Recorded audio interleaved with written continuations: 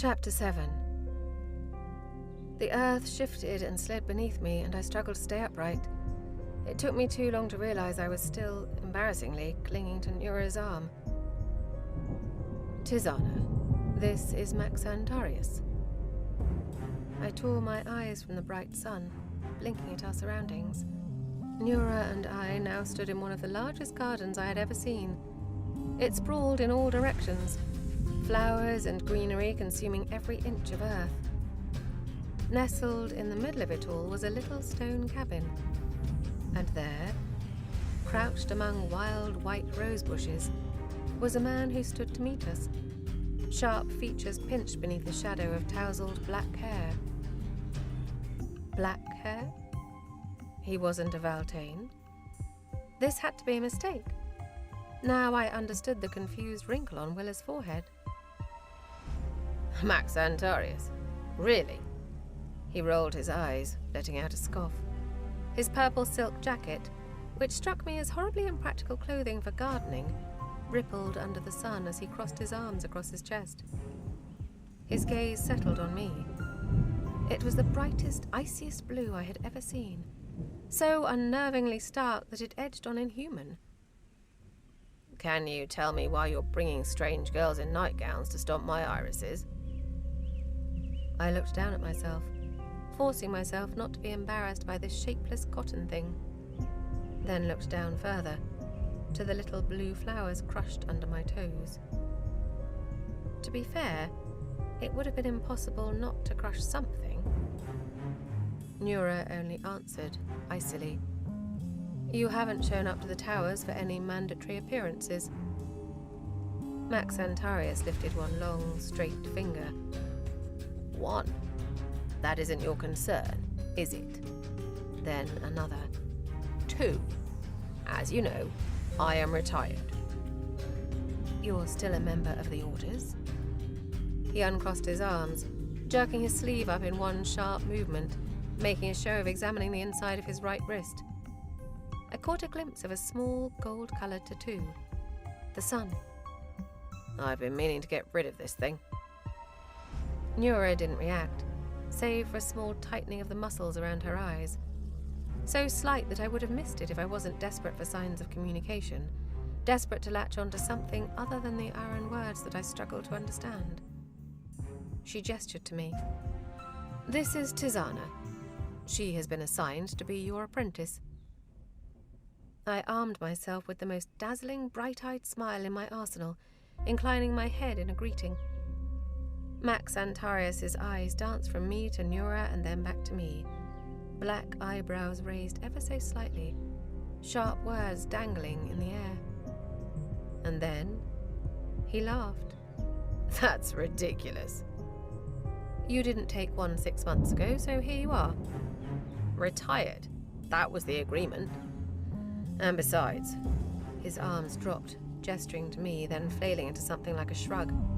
I mean, honestly, do I have to say any of this? Where do I even start? During that last question, his gaze flicked over me with an incredulous disgust that made my teeth grind together.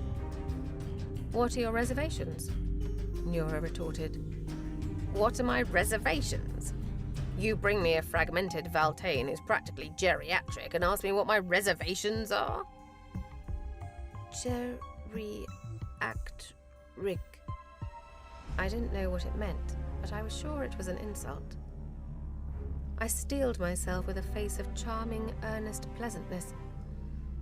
It would be honored to train with you. I didn't even know how to approach attempting to say Max Antarius' name. Instead, I awkwardly cut myself short, offering a doe-eyed bean in its place before turning to Nura. But maybe better if I could find Valtane? He arched a brow, unamused by my practiced charms. And she's foreign. What is that? Thorani? There are no Valtane in the Order of Midnight who are available to apprentices right now, Nura snapped. You are Tisaanah's only option. Gods, well that was just terrific, if it was even true. Max Antarius and I glanced at each other. And in that moment I was certain that we had to be thinking the same thing. He snorted.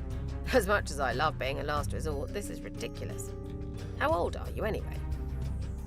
Before I could answer, he shook his head, turning back to Nura. I won't bother. This doesn't even justify a response. You know it, I know it, and I'm sure she probably knows it too. You already know where I stand on involvement with the Orders. I glanced from Max Antarius to Nura, reading the taut hostility in their stances, the sharp edge in the way that they looked at each other.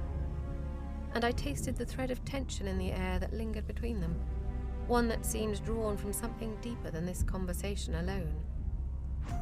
There was history here. Old rivals, maybe? Or... I watched their unbroken stares, heavy with that distinctive blend of familiarity and resentment. Or former lovers, perhaps. I tucked this theory away, knowing these kinds of things about people always turned out to be useful, one way or another. Details aside, one thing was certain. I strongly suspected that this argument was about more than just me. It's been 8 years, Max, Nura snapped. It's time to do something with your life. Your concern is touching, but I've given you an answer. You are a member of the Orders, whether you like it or not. I wasn't asking you for an answer. Of course, holding true to pattern. Silence. Nura and Max Antarius looked at each other with combative stares that were only barely shy of outright glares. The sound of birds flitting through the trees was suddenly deafening. I'm not doing this, he said at last. I'm sure you've just been itching for an excuse to put me in my place. But it's wrong for you to use her to do it. That's not... I already told you. Nura straightened, letting out a puff of exasperated air through her nostrils. She turned to me. He's just being a child. He's more than capable of teaching you. I am not, he retorted. Don't lie to the poor girl. I looked at Max Antarius' stubborn, steady gaze. Then Nura's set jaw and icy eyes, equally immovable. I wasn't sure exactly what I had stepped into, but I knew that if I brought up finding another trainer, Nura wouldn't give in. Not after this whole argument. I could do this, I told myself. I was an expert in making stubborn men do things that they didn't realize they wanted to do. I wrapped Threllian lords around my fingers like they were made out of putty. And how different could this petulant Solari possibly be? Besides, I didn't actually need training. I could teach myself anything I needed to know. All I had to do was appease the Order's technicalities, force myself through their requirements as quickly as possible, then convince them to help me get back to Threll. Hopefully before Serral... I didn't let myself finish the thought. He'll come around, Nura said to me quietly, then turned to Max Antarius, who had crouched down to observe his roses. Don't you dare leave her here, he said without looking up. I hoped she was leaving. Every minute she spent arguing would make my job more difficult later. It's time to do something, Max. You're too young for this. A faint, tenuous warmth stretched in her voice, far beneath her words. It was only just audible enough to make him glance up, the wrinkle above his nose softening only slightly. Oh, definitely former lovers. My suspicion became a certainty. Good luck, Nura said to me. I'm sure I will see you soon. And before I had the chance to stop her, before I had the chance to ask any of the dozens of questions thrashing in my lungs, she scribbled 2 jagged strokes onto her little scrap of parchment and simply disappeared, leaving me here. Damn it. I told her not to do that, Max Antarius grumbled. A breeze rustled the garden, making the flower petals tremor like butterfly wings, pressing the fabric of my ridiculous dress to my back and offering a sharp, jarring reminder of my wounds. Whatever pain relief Willa had given me was starting to wear off. At least the ache sharpened my thoughts. I watched Max Antarius, who diligently ignored me. Docility was probably not the best option. I could already tell that approach would neither endear me to him nor help me make any progress. Normally, I would take a more flirtatious approach, but that seemed risky too. He had only scoffed at my attempts at charm before.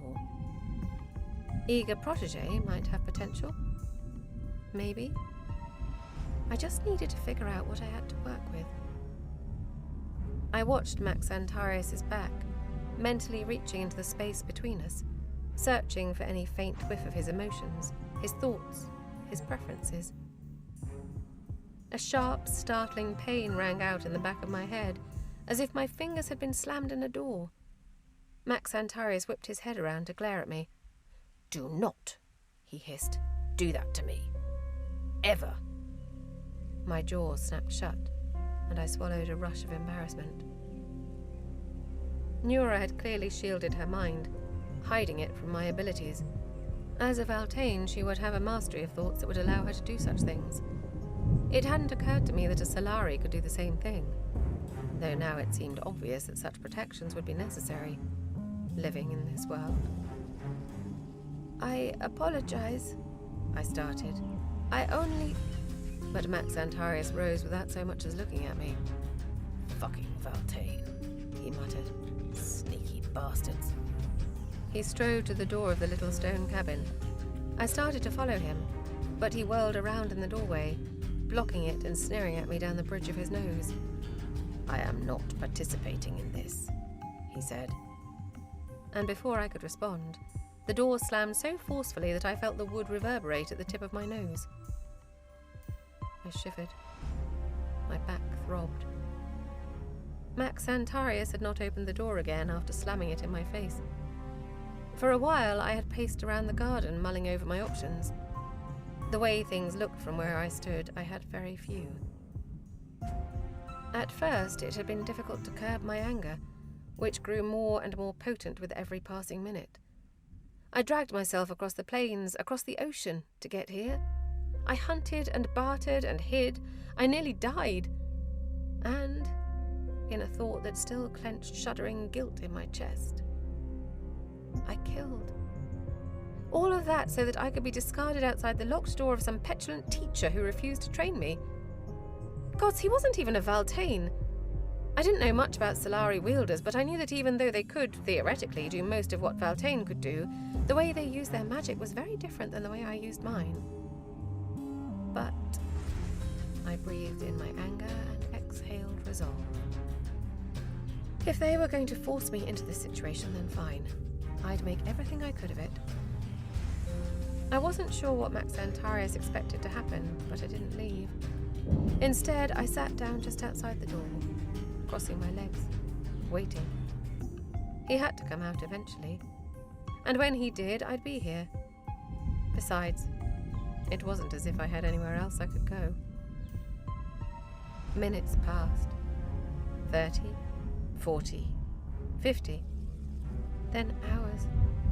I watched the flower petals grow brighter and brighter under the waning sun, then reflect the warmth of sunset, then curl and fold in on themselves in dusk. It was cold. Thrall didn't get cold, and I didn't particularly enjoy the unfamiliar sensation. The flower leaves gently curled, like an animal getting ready to sleep. I wondered if he had put some sort of protective spell on them to shield them from the chill. My teeth chattered. And then, finally, the door opened. I jolted so abruptly that my back screamed. Max Antarius stood in the doorway. "You look freezing," he said matter-of-factly. "Yes." I saw no point in denying it. "Are you planning on going anywhere?" "I have nowhere for going." I tried to sound very pitiful. He sighed. "Figures she'd leave you here on the coldest spring night we've had in years," he grumbled. Then he stepped back from the door, eyeing me warily. "I'm inviting you inside, but only because if I let you freeze out here, I'd have to relinquish my moral superiority." I didn't understand what any of that meant, except for the important part. I pulled myself to my feet, wincing slightly as my back straightened, and offering Max Antarius my most charming, grateful smile. "Thank you, Max Antarius." I was very proud of myself for correctly stringing together all of those syllables out loud. He rolled his eyes as he stepped aside, holding the door open for me. Max, please. Otherwise we'd spend half our damn lives saying that ridiculous name. Thank the gods. I had never seen so many things packed into so small a space. I stepped through the door and immediately stopped short. It took palpable effort not to let my jaw drop. My eyes didn't even know where to look first. Max's home was tiny, but every single wall, every one, was lined with shelves that held trinkets and tools and art and sculptures and little strange whirring metal things. One shelf was devoted completely to what looked to be a very wide variety of sizes, shapes, colours and types of wine bottles. 4 different rugs covered the floor, all overlapping each other at various angles, each a different colour and texture. The fireplace bathed all of this in flickering orange light, reflecting off little metal pendulums and curious circling devices. A couch and 2 armchairs sat near the fire, none matching, and a dining room table with 5 different styles of chairs occupied the middle of the room. Around a corner, I caught a glimpse of a small kitchen and a narrow hallway with a few closed doors. These are all very useful and important things, Max said, somewhat defensively, as if he saw my eyes widen when I walked in. I nodded. Sure. There was no possible greater opposite to Esmaris's vast, minimalist estate. At least it was clean in here.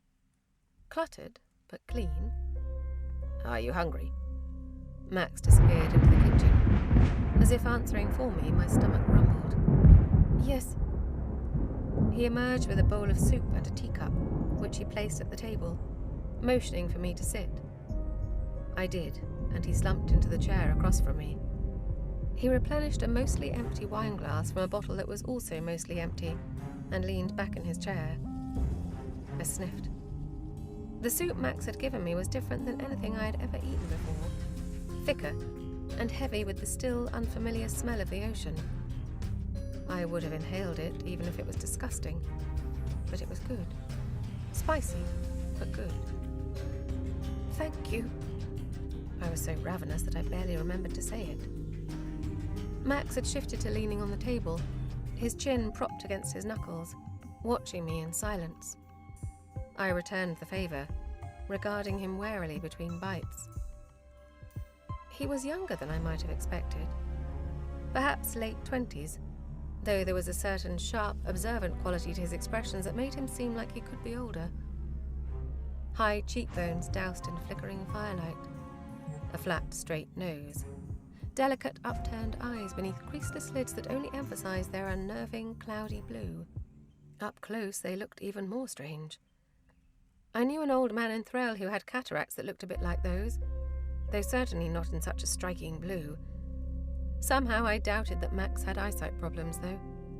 His gaze seemed too deliberate, too piercing for that. So, he said at last, you're from Threll. And how old are you? 210. I realized my mistake too late and corrected myself. 21.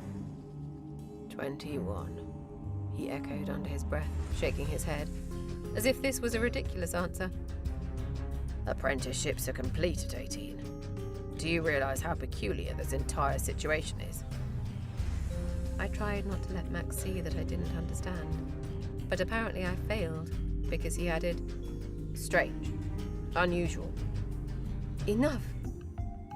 To be clear, all of this is very, very strange. Nura said of me that I cannot join orders without training, even though I'm too old. I didn't bother to hide my irritation. A smirk flitted across Max's mouth. I'm glad you have enough sense to be frustrated by that bureaucratic stupidity. I did not come here to be sent back away. Here, to Ara, or here, to my house? Both. He let out a breath of a chuckle, as if this answer was simply an amusing joke, and finished his glass of wine. Poured another. Sorry, how rude of me. He lifted the bottle. Would you like some? No, thank you. My gaze flicked to the walls and the empty wine bottles that lined one of the shelves. Noted. But I needed more information about this man if I was going to understand what he wanted. If I was going to figure out how to make myself invaluable. I put my spoon down and took a sip of tea. Even that was spicy, making my nose burn. "How are you knowing Nura?" I asked with calculated casualness. "Is she a friend?" Max snorted. "She's the second highest ranking member of the Orders. Everyone knows Nura." Oh, I did hear that bitterness. I smiled slyly at him. "You know her another way, I think." "We fought together during the war, if you must know." Max straightened, narrowing his eyes. "But you're awfully bold for someone who dumped herself at my house and refused to leave." "I can't leave." "What war?" I knew very little about Ara's recent history, but Max ignored my question. "You can leave. You can do anything you want." I paused. All at once it hit me. For the first time in my life, that statement was true. But then, that realization drowned beneath an onslaught of images. Esmaris's dying face, Saryl's goodbye eyes, the incriminating burn of his departing kiss on my cheek. Guilt clenched in my stomach. No, I wasn't free. Not really. Not yet. "I need to join the Orders," I said. "Nura says I must be here for doing this. So no, I cannot leave." "Bad goal, for 2 reasons." Max raised a finger. "One, because you shouldn't join the Orders. I wish I hadn't." Another finger. "And 2, because I'm not going to train you. It's not personal, it's just a matter of principle." Beneath the table, my nails clenched against my palm. "I can help you in other ways. I can clean or cook." Max let out a choked laugh, brow furrowed. "Are you implying that I look like I'm in desperate need of domestic help?" I glanced around the cluttered house and refrained from following up on that particular line of conversation. "There must be something I don't need to be harassed in my own home." Max stood up, stretching, then took my empty bowl and teacup. "You can stay here for tonight. Just tonight. And then tomorrow we'll figure out what to do with you." I stood too. Exhaustion sank into my eyelids, my bones, my muscles. Whatever Willa had done to heal me was miraculous, but she had been right. I was still not fully recovered. "Washroom?" I asked, and Max's arm waved from around the corner of the kitchen to gesture me down the hall. That was a relief, at least. I had no idea how common such things were in Ara, and during my journey I had relieved myself in enough disgusting or embarrassing places to last a lifetime. I splashed some water on my face and then looked at myself in the mirror. It was an unusual piece, clearly very old, framed with tarnished gold that twisted into a morass of little creatures. Bugs, dragonflies, lizards, snakes. My face reflected in the middle fit in far too well. Just another thing that looked like it would be rolling around in the dirt. I grabbed a handful of my knotted hair, which I had still not managed to fully untangle. But in that touch, all I could feel was Esmaris's hands clutching it, dragging me down to the ground with him. Suddenly, the sight of it made me ill. I peered out into the hallway, where Max was shuffling around the living room. "Do you have, I racked my exhausted brain, searching for the right Aran word. It says..." I held up my 2 fingers, bringing them together, making snip sounds with my tongue. "This thing?" Max gave me a look of deadpan confusion. "Huh?" "It says snip, snip," I repeated, frustrated, bringing my fingers together again. He stared at me like I was insane. The Thorani word, of course, was screaming in my ears, even as the Aran one was nowhere to be found. "Oh." Max snapped his fingers in realization, then opened a drawer and held up a pair of gold shears. "Scissors." I tried to remember that and save myself some humiliation next time. I took them and returned to the mirror. And I did not hesitate, not even for a second, as I hacked my hair off in handfuls between my chin and shoulders. I had kept it so long, after all, because Esmaris liked it that way. I didn't have to care about that anymore. And by cutting it all off, I could release myself from his final touch, cleave away the last place he grabbed me. A satisfied smirk curled the corners of my mouth. I could feel Max's gaze as he leaned against the doorframe. You're going to wish that you left it a little longer. Another handful.